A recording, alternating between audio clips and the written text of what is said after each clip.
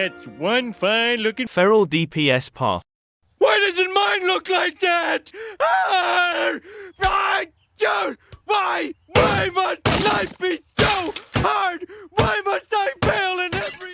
Good afternoon. It's finally time for the Feral Druid DPS guide.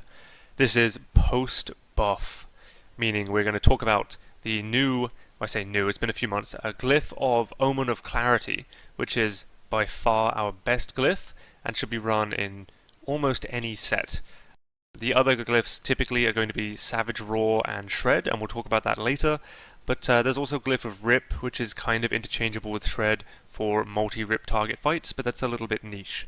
For now, I'm going to just cover the basics of this class, kind of your main abilities, and your rotation. We don't really have a rotation, it's more a priority list, and I'll get to that in a second.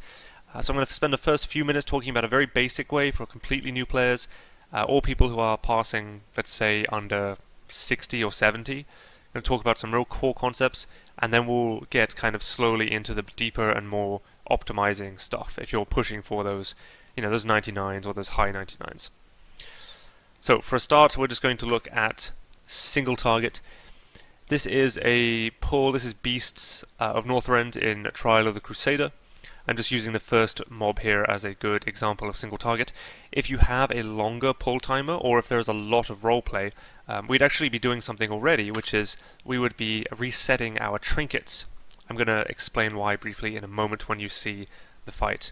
But just keep in mind, we don't do super long pull timers in my guild, so I don't have the chance to do that, unfortunately, on most fights.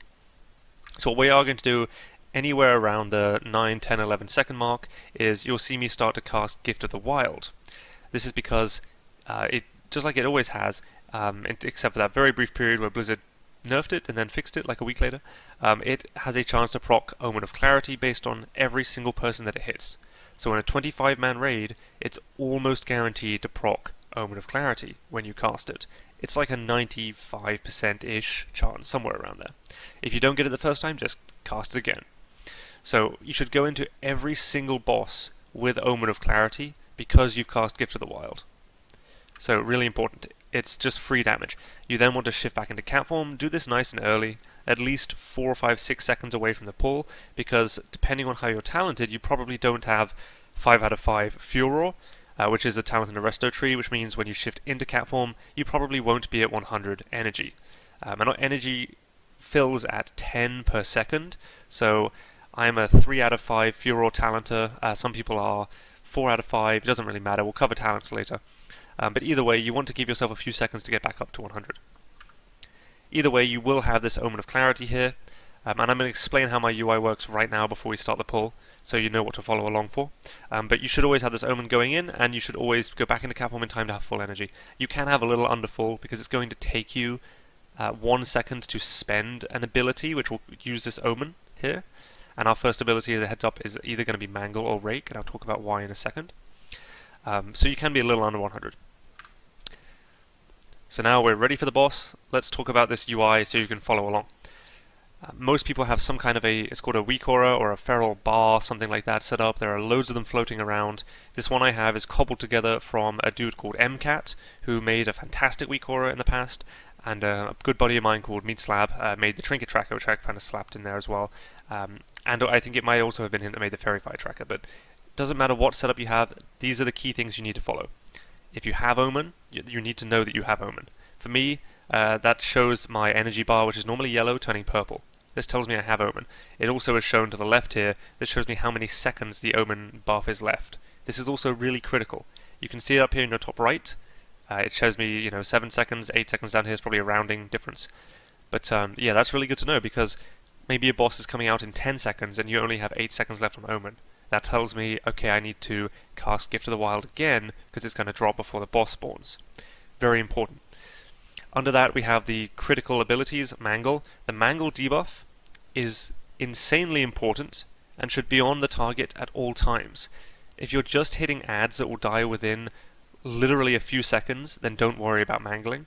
It's better to cast 2 shreds than it is to do Mangle Shred. I don't know how much better it is. It's probably about neutral, to be honest. Maybe a tiny bit better. But if the mob is going to live for more than a few seconds, you want to make sure it has mangle. So that's this ability here. And the reason for this is because mangled targets take more damage from your bleeds, and mangle lasts for a full minute. Absolutely critical. Next to that is Savage Roar. This is one of our finishers, and along with the Rip is probably our most important finisher. It just flat out buffs your damage by an enormous amount. It's usually 30%, but it will be 33% if you have the glyph of Savage Roar, which increases it by an additional 3%. 33% extra damage on every single cast you do in cat form is insanely strong. This does not apply to any damage you do in bear form, so if you're in an off-tank scenario, don't worry about keeping this buff up while you're about to go into bear form. It won't matter, and it doesn't apply to Moonfire or anything you do out of cat form.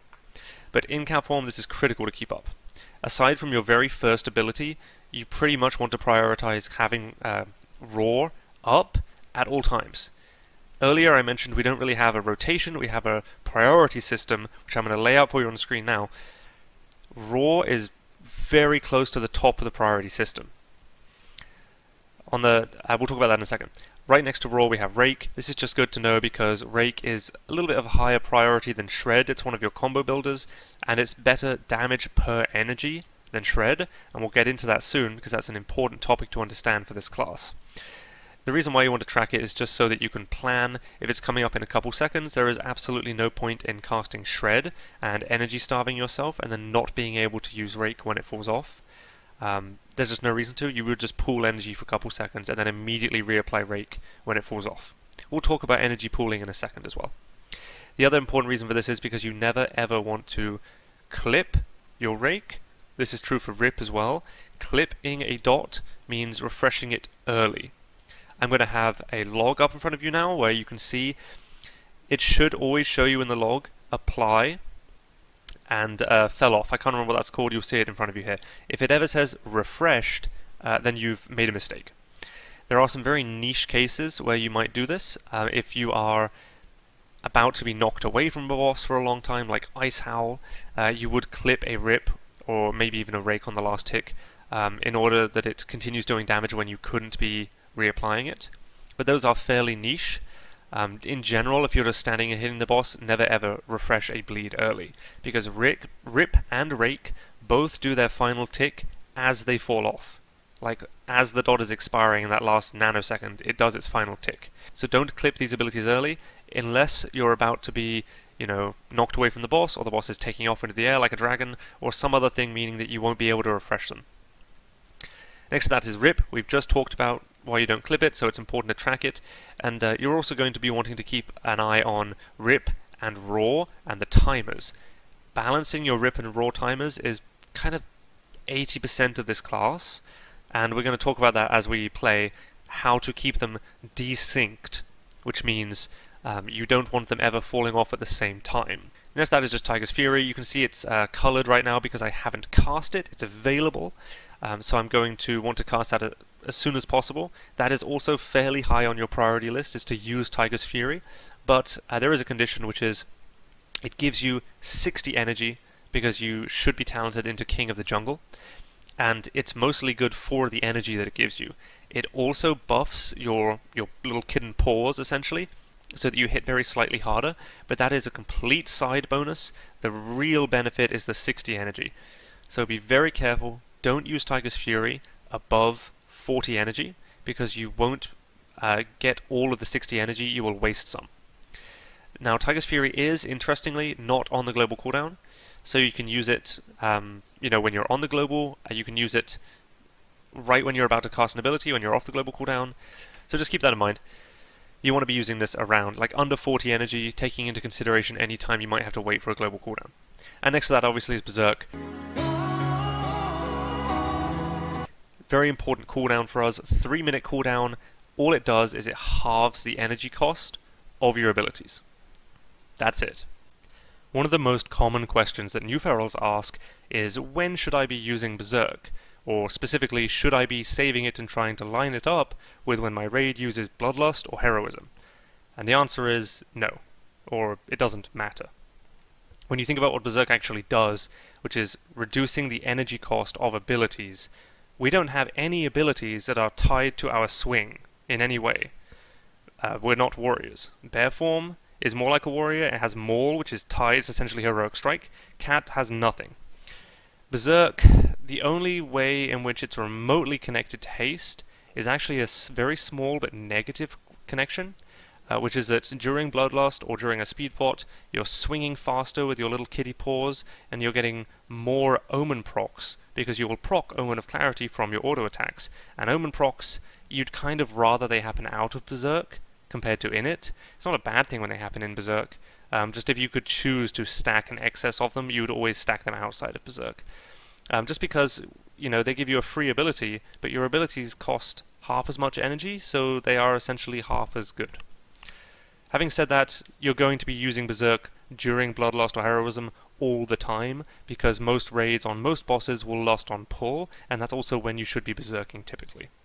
On some bosses, they might have a double damage phase where they take extra damage, or maybe there's a part where you really need to burn through a shield, or pad on some AoE adds, and at that point you might save Berserk for that, but for the vast majority of the time you're going to be Berserking on pull, you're going to be lusting on pull, and it's completely fine.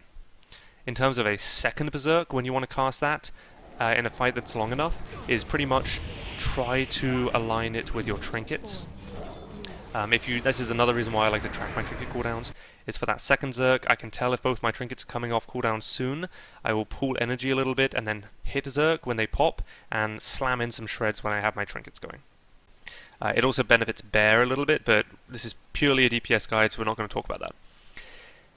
There is one caveat, which is for some reason you can't use Tiger's Fury while Berserk is active, so you really want to use Tiger's Fury immediately before using Berserk. I don't recommend macroing them together. I don't recommend macroing anything together, but some people like to. Some people like to macro Tiger's Fury to things, or their Engineering Glove haste buff to shred or swipe or something. People like to macro Sappers to swipe. I think you're always better off being in full control. There will be times when you want one of the abilities you've macroed together, but you don't want the other one. And if you macro them, you won't have control. So, yeah, let's just hit play. Let's see the opener. We have this Omen, remember, that we prepared. Here's one I made earlier that we're going to cast. Your first priority on the boss is to get your Roar up. To cast Roar, it's a finisher, we need a combo point.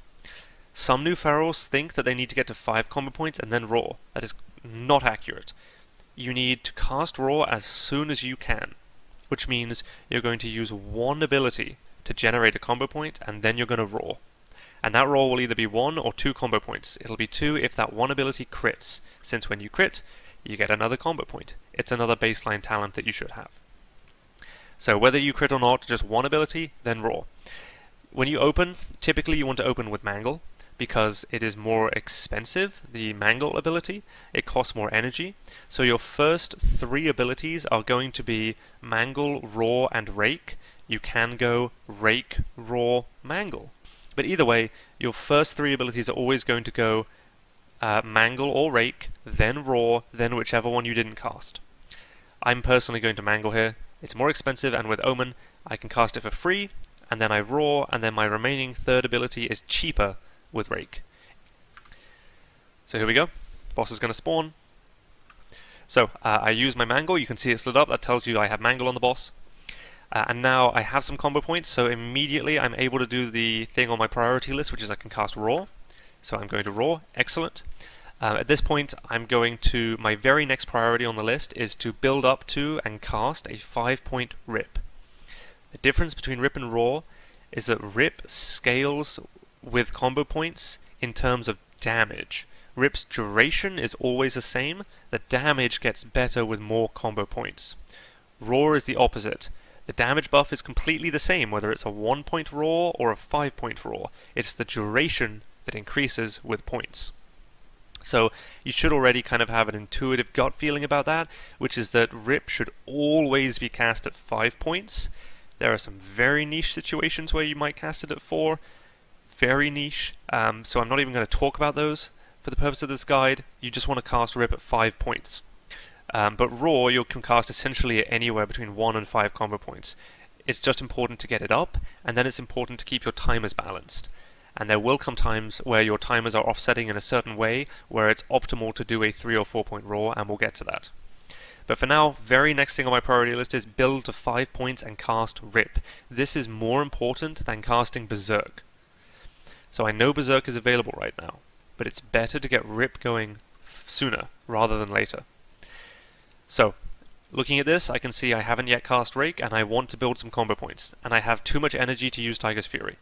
So my very next press here is obviously Rake. You might notice I haven't cast Faerie Fire here. Faerie Fire gives you a guaranteed Omen of Clarity, and you can cast it every 6 seconds. Omen of Clarity, the buff itself is called Clear Casting. If you want to look in the log, it's not called Omen, it's called Clear Casting.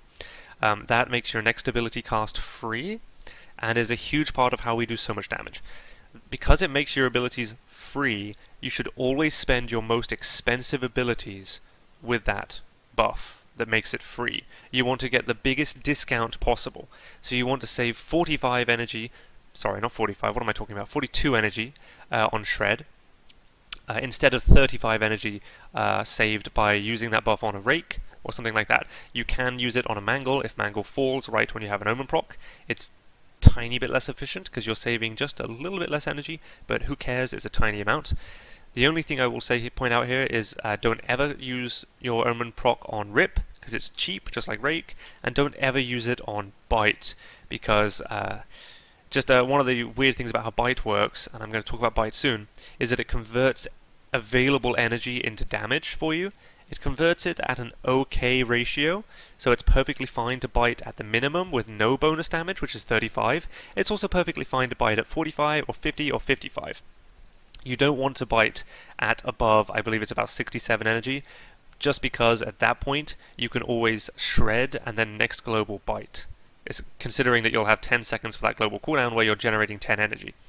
So if you can shred then immediately bite, then that's always very slightly better. But don't use an Omen buff on Bite. It's just not an efficient way of doing things. Okay, so we see right here, the reason why you might not cast Faerie Fire right here, and you can if you want to, but it risks capping energy if you get a natural Omen proc here, is because one of the conditions in your priority list for using Faerie Fire is that you are under about 80 energy. If you're over that, then you risk capping energy, which kind of ruins the value of the Faerie Fire. Not entirely, because this is giving you 42 free energy, so overcapping by 5 or 10 isn't the end of the world, but it's also just not efficient. There's no reason to do it. If I were to Faerie Fire here, that would take 1 global. Let's just say this is 80 energy, right? That would put me up to 90 energy, and then it takes 1 global to spend that Omen. So then I'd go up to 100 energy. And then my third global here, I can then actually spend energy again, exactly as I'm about to cap. However, if I get any bonus energy from my Resto Druid's Revitalize, and he's normally pretty good about keeping it on me, or if I get an Omen proc naturally from my melee swings, I will waste a ton of energy, so it is not worth Faerie Firing at, I don't know what the sim cap is, I think it's around like 75, maybe even 70 energy. You would rather spend for 1 global and then Faerie Fire. So I Rake here, now I'm within an energy range where I can Faerie Fire, and Faerie Fire is a slightly higher prio than dumping energy and using Tiger's Fury. So that's what I'm going to do. I'm going to Faerie Fire, and then I'm going to spend my Faerie Fire on Shred, since I already have Rake going, and since I would never spend an Omen proc on Rake anyway, even if I didn't have Rake, I would Shred here. So I'm going to Shred, that's cool. I'm almost at 5 combo points for Rip, so I'm going to Shred again. And now I'm at 5, and I have enough energy for Rip, so I'm going to cast Rip. You might have noticed my Trinket tracker. Currently it's tracking Runestone. I do have, in this video, and you can actually see the buff up here in the top right, I have Death's Choice, or Death's Verdict, depending on which faction you are. And I just got this, so I hadn't actually added the check for this buff to my Trinket tracker yet, so just imagine there's another buff here that's following Death's Choice. So I bring this up because people have asked, like, hey, Runestone, that buff gives you armor penetration, which benefits Shred. It does not benefit Rake or Rip at all, because these are bleeds, so they always ignore armor. So armor penetration buffs do not buff something that ignores armor, right? Makes sense. In the past, this actually did change your playstyle. If you had a Runestone proc and Rake was not on the target, you would actually Shred instead of Rake. But from Trial onwards, these set bonuses to Artier gear buff Rake, I believe, every phase, to the point where you would always ignore your Trinket buff and always prio rake over shred. There are still other reasons, very important reasons, to track your trinket procs. We'll get into those a little later in the guide. They're more kind of when you're aiming for that 98-99 pass. They're not really like a core of the class. But for now, I'm going to cast Rip. People have asked, like, hey, Runestone buff doesn't buff Rip, so do I still Rip if I have Runestone up? Yes. Rip is really, really good. This class cares about damage per energy. Our main limiter is actually our energy. So the more efficient you can be with your energy, the more damage you can squeeze out of every juicy yellow point of energy, the more DPS you'll do. And the damage per energy of Rip is miles above anything else, with the possible exception of Savage Roar. That's kind of hard to calculate the damage per energy of Savage Roar, but these two are your main, most efficient spends. So we're going to Rip here. Okay, so I don't know if you saw that, so I'll rewind it just very briefly.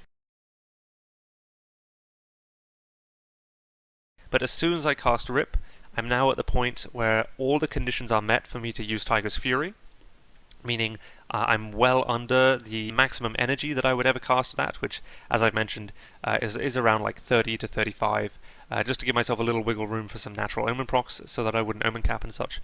But yeah, so as soon as I hit that low energy point, I cast Tiger's Fury. I still have to wait the global. Tiger's Fury not being on the global cooldown means I can cast it any time during it. I choose to cast it right immediately after Rip, and then just wait the global out because I won't cap during that 1 second, and because it puts my Tiger's Fury on cooldown faster, meaning I might get another one at the very end of the fight. You basically want to use this as often as possible, but keeping in mind your priority list, just so that by the end of the fight you might get an extra Tiger's Fury. If you delay this by a few seconds every time, and by the end of the fight, this is a 30-second cooldown, so let's say it's a 2, 3, 4 minute fight. If you delay it by 3 or 4 seconds each cast, you can very easily lose a cast or even 2 casts over the length of the fight, which is an enormous DPS loss that I see from a lot of newer ferals. You want to get this on cooldown immediately. So now everything looks great on my bars. I'm going to talk about this timer in a second and how this actually does not look great, but we'll talk about that soon.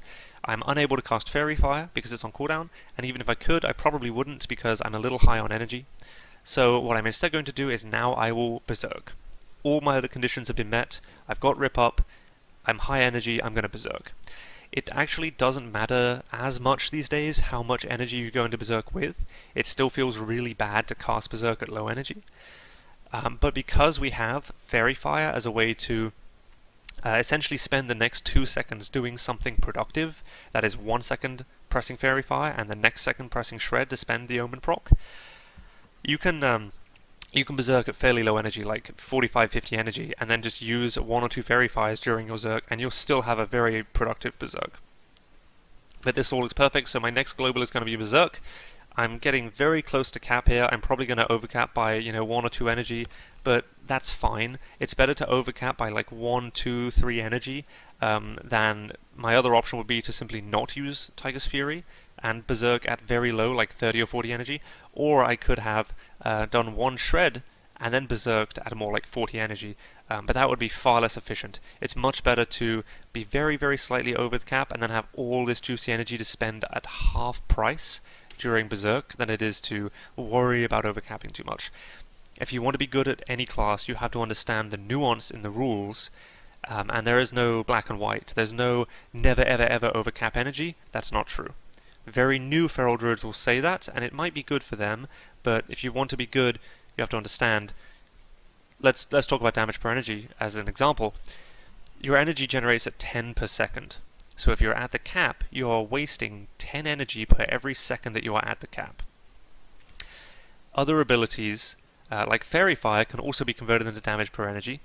Whenever Faerie Fire is off cooldown, it gives you 42 divided by 6 energy. I'll have this equation up on the screen. This is just because you can press it once every 6 seconds, and it gives you a free 42 energy, assuming you spend it on Shred, which is your most efficient spend of Faerie Fire. So you can see that it's actually better to spend energy if you're sitting at 100, because you can then generate it at 10 per second, than it is to sit at 100 and then use Faerie Fire and not generate energy. I know I'm getting kind of lost in the weeds here, but it all just comes down to it's all nuanced, it's about efficient decisions, and it's okay to cap energy by 1 or 2 if you're getting a good trade out of it. So I don't think I even hit the cap, or like very barely there, so this is totally fine. So now I'm in Berserk. When you're in Berserk, you want to just cast as many damaging abilities as possible. Your usual rules still apply. You want to keep Roar up, really important. You want to keep Rip up, really important. You want to keep Rake as a prio over Shred, but never clip it, so we're going to wait for this to completely fall off before we recast it. Alternatively, this is one of the few little things that does change during Berserk, is that your Faerie Fire cast shoots down the priority list.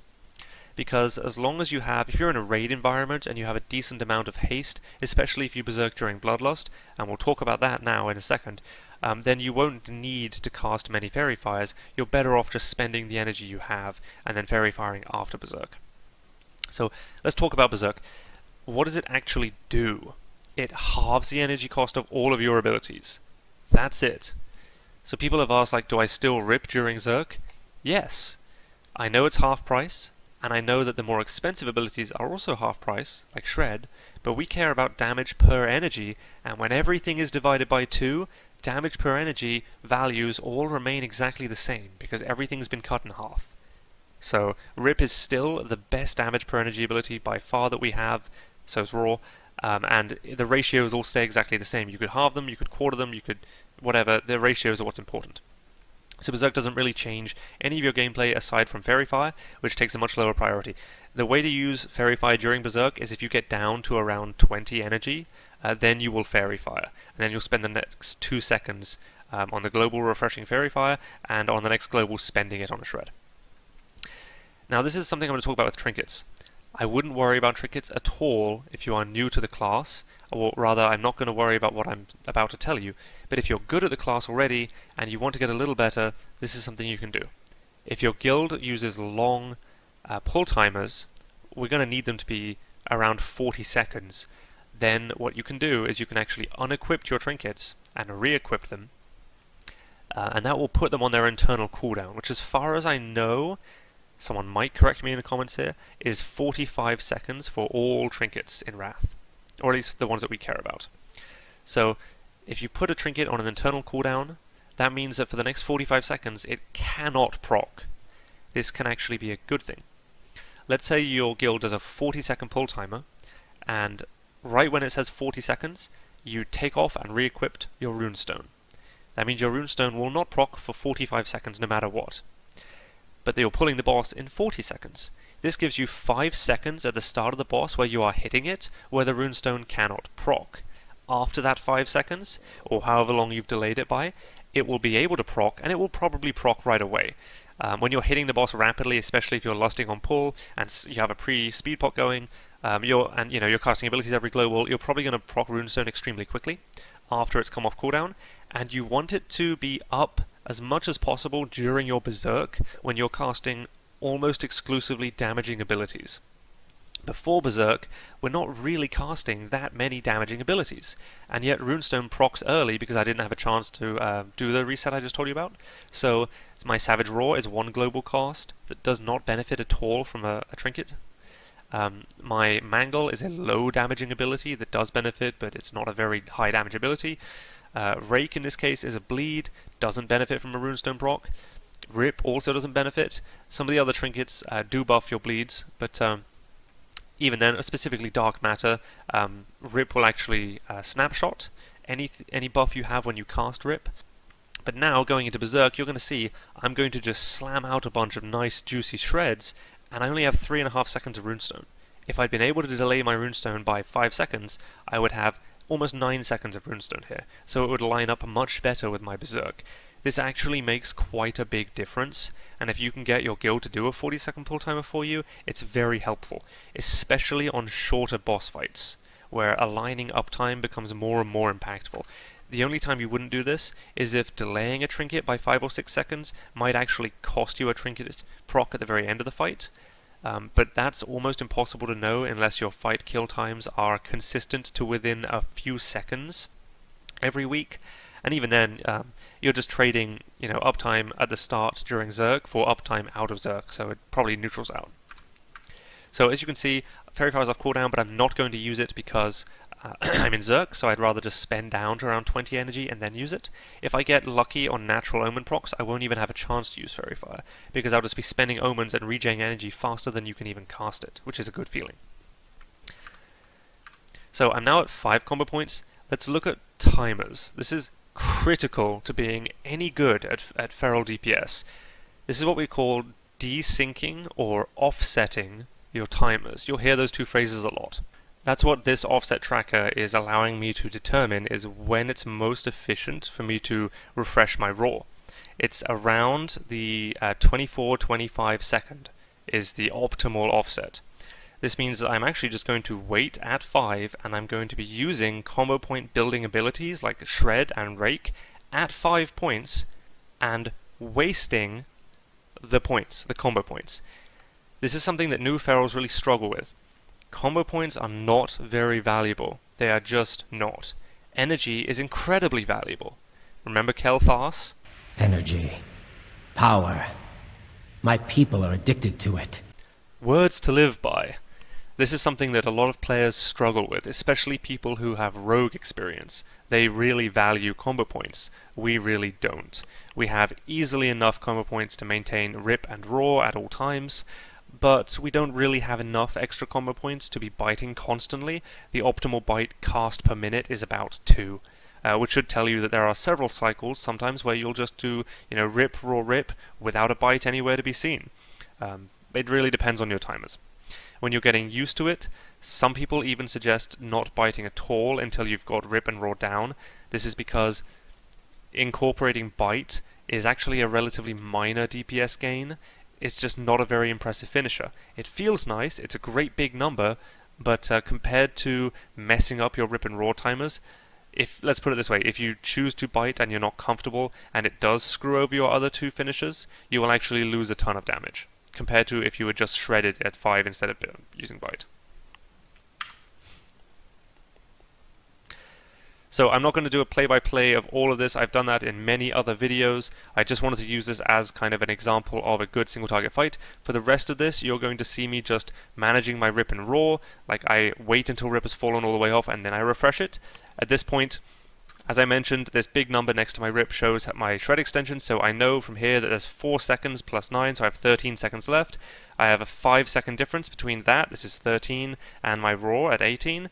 That's enough. That 5 seconds is enough of a gap, so I don't have to refresh raw. So this means I can tell naturally, and you'll get here too, that very soon I'm going to enter a bite window. So this looks like a picture-perfect bite. This is what we call a bite window. There is plenty of time left on rip.